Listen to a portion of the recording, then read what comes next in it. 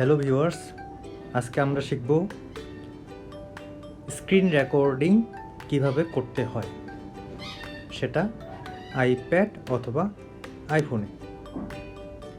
তো চলুন আমরা শিখি।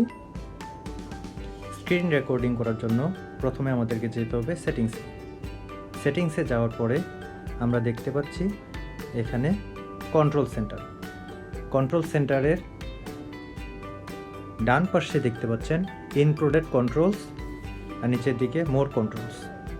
ইনক্লুডেড কন্ট্রোলস এর মানে হচ্ছে এই 1 2 3 4 চারটি কন্ট্রোল আমার এই যে কন্ট্রোলসের মধ্যে ইনক্লুডেড করা আছে, এবং নিচের যে কন্ট্রোলসগুলো আছে যেগুলোর বাম পাশে প্লাস চিহ্ন দেওয়া আছে সেগুলোকে আমরা এর মধ্যে ইনক্লুডেড করতে পারি। তো সেক্ষেত্রে আমরা দেখতে পাচ্ছি যে স্ক্রিন রেকর্ডিং এটা ইনক্লুডেড করা নেই। তো সেক্ষেত্রে আমরা এটাকে এই প্লাস চিহ্ন যে আছে সেখানে ক্লিক করে সেটা ইনক্লুডেড করে দেব।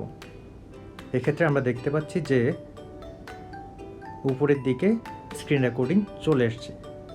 তো এখন আমরা চেক করি যে স্ক্রিন রেকর্ডিং অপশনটা আমাদের এসএসডি টাচ এর মধ্যে চলে এসছে কিনা।